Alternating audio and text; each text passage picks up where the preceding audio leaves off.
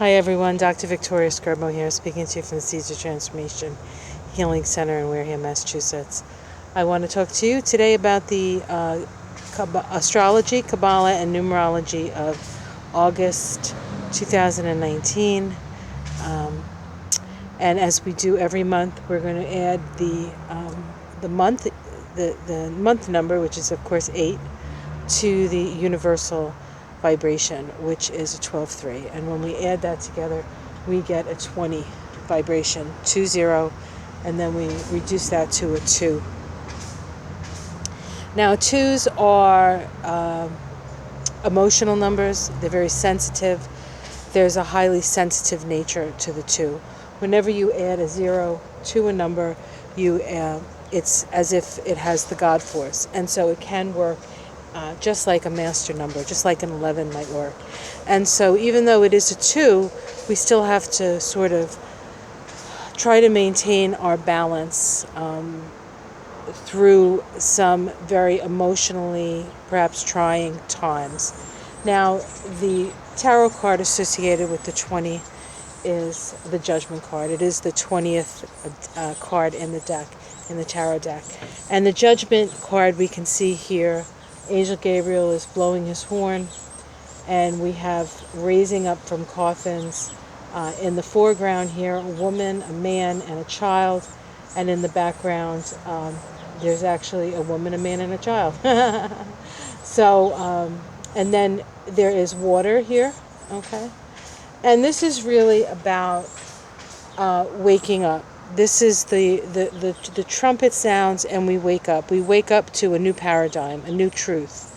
And this particular card, if you get it in a reading, it's a push from within to make some important change. That's one of the meanings of this. And so we feel the need to make a change because we see the world in a very different way. This is also the card of the paradigm shift. We go from being in these small dark boxes into waking up to the glory that is beyond our three-dimensional existence here on the planet. It's also awakening to your true nature. This is the card associated with the soul that is waking up, the awakened soul. So if you have this as one of your major numbers, you have come in for your soul to wake up to some sort of truth. This is also a card of discernment and practicing good judgment. The final judgment, or the last judgment, or the Judgment card is about utilizing what you understand, utilizing the knowledge that you have accrued, and utilizing that knowledge to make good decisions. Now, if we look at the Tree of Life, which is back here, I don't know if you can see it, okay? This 20 vibration is along this path right here. It's the path between Hod and Malkuth. Hod is the Sephiroth associated with the planet Mercury. So it has to do with how we think, how we take in information, how we categorize information, and just how we interact as far as information gathering, whether it be actual information as in data, or information really as in sense, our ability to sense. Is it cold? Is it hot? That's all mediated by the nervous system, which is ruled by Mercury. Okay, and this Hod is also associated with the brain, and it's our intellectual ability, it's our intellectual prowess, and it's connected to Malkuth. And Malkuth is the Sephiroth associated with life on earth. All manifested reality is a product of Malkuth. Malkuth is called the kingdom. That's what Malkuth means. Hod means glory. And this path here, this 20/2 path, connects those places. So we have the mind connected to manifested reality. So this is a way in which we can interact and create on the physical plane. And yet it is a 2. So it's not a creation we can do by ourselves. We either have to have a partner to create this, or we partner up with our own higher self, okay? And it's that connection, it's that 2 connection that helps us to get it from the stage of idea to our sense of manifested reality. Now, astrologically, this path is associated with Pluto. And of course, Pluto is the planet of death and rebirth. Pluto at this time is in Capricorn. It has been in Capricorn since 2008. And so August has the nature of Pluto in that it is sort of taking that which has been hidden in the realm of Capricorn, which is the realm of power, the realm of money, the moneyed few, and sort of lifting up the rock and seeing what kind of slime is under there, and bringing light down, right? Bringing light to the dark places. And so we will continue to see this uncovering of the abuses of power. We will continue to see the underside of power and what it is really based on. And, as an American, living in America in the era of, I dare say, in the era of Trump, we are really getting an eyeful as to what America is based upon. Like the blood of Indians, the sweat and the backs of slaves, institutional racism. It's a country of immigrants that don't like immigrants. And all of that is, and then of course the money in politics, the military-industrial complex, the pedophile rings, human trafficking, the way we treat women and children.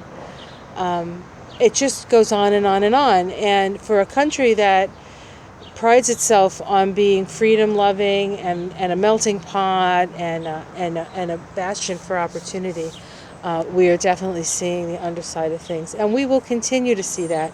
Not so that we can feel bad about ourselves, not so that we can judge ourselves for being the most terrible, because every country does this. This has more to do with the patriarchal systems, which of course Capricorn is about the patriarchy, and Pluto is moving through that sign. And so we can expect to see the continued uncovering of that kind of energy. There is, on each path, there is a Hebrew letter associated with it. And the Hebrew letter associated with the path between Hod and Malkuth is Shin. And Shin looks like this, okay? It almost looks like a candle holder with 3 candles on it. And it is the symbol for fire. Shin is fire. It is one of the Hebrew mother letters. There are 3 Hebrew mother letters. Aleph, which is air, Mem, which is water, and Shin, which is fire. And then all the other, I believe all the other letters are considered earth, right? Earthly letters. Okay. So, and Shin means tooth. And it is how we break things down to understand them so we can digest them. So as much as we can get overwhelmed by this influx of rather the seamy side of life, it is there for us to understand, not to get overwhelmed and not to, not to feel bad about ourselves, but to transform that which needs transforming, to change that, to be aware and to heal it. Okay, so there are a number of astrological things happening. One of the things I want to talk about is actually something that is happening in the United States or the Americas on the 31st of July, and then in the rest of the world it's happening on the 1st of August, so I'm going to include it. And that is the new moon in Leo. The new moon in Leo is at 9 degrees of Leo. And the Sabian symbol for 9 degrees of Leo is glass blowers shaped beautiful vases with their controlled breathing. And it says here, the need to involve one's most spiritual and vital energies, breath, in the creative art, if it is to produce significant and beautiful new forms. and the key word is creative intensity.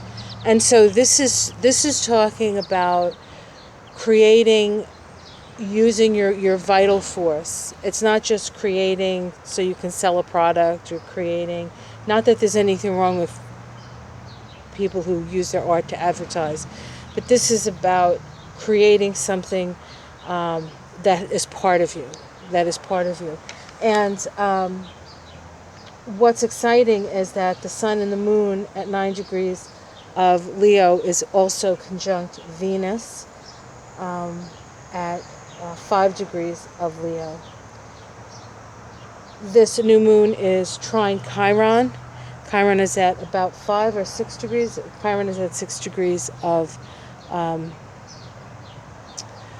Aries. And so there's a flow between this creative force and the healing. And it's the healing of the identity.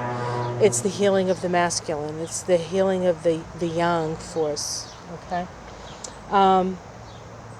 At the same time that this is happening, Mercury is stationed, meaning that it's standing still, because a few, I believe it's about 40 minutes later, it turns direct, and that it turns direct at 24 degrees of Cancer.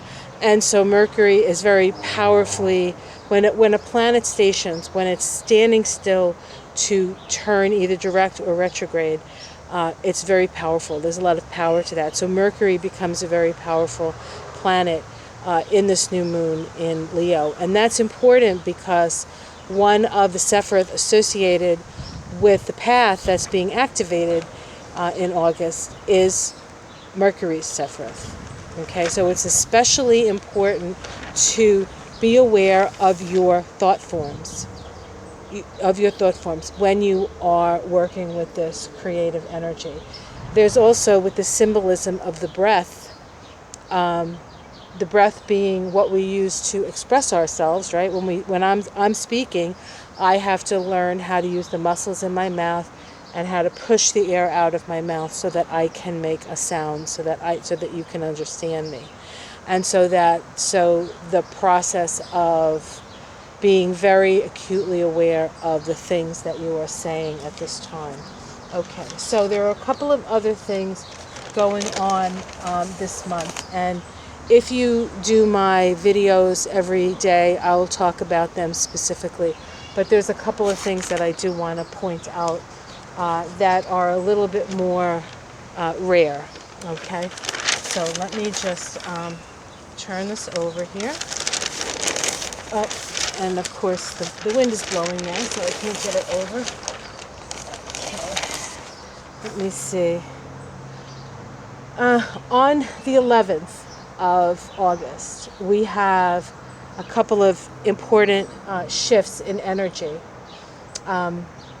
Jupiter stations direct at 15 degrees of Sagittarius. Jupiter is the ruling planet of Sagittarius, so it's very powerful in Sagittarius. And the symbol for 15 degrees of Sagittarius is a groundhog looking for its shadow on Groundhog Day, February 2nd. And the keynote is the value of anticipating new turns and events and ascertaining future projects. So this is really kind of about, in a way, sniffing the wind, right? Seeing the tide, sensing the currents, sensing the possibilities, okay? At the same time, Mercury moves into Leo. Leo is the sign of creative self-expression. Remember, it was retrograde in Leo. It is still in its shadow at this time. It's not out of shadow yet, but Mercury moves into Leo that day. And we will find ourselves being a little less emotional because it's been in Cancer, and a little bit more sort of heart-centered, courageous, and wanting to say what we want to say. And then we have Uranus. Uranus in Taurus turning retrograde at 7 degrees of Taurus. And the symbol for that is the woman of Samaria at the ancestral well. It says the meeting of the traditional past and the creative spirit pointing to the future. A new quality of being. So this is about the past learning from the past, utilizing the wisdom of the past, because we're not going to throw out the baby with the bathwater. I've been spending an awful lot of time talking about letting go of the past and letting go of the structures that no longer serve. But there are still structures that serve, and those structures we need to hold on to and utilize. Okay. I will be right back for the second part of this. I'm running out of space on my video. I'll be back.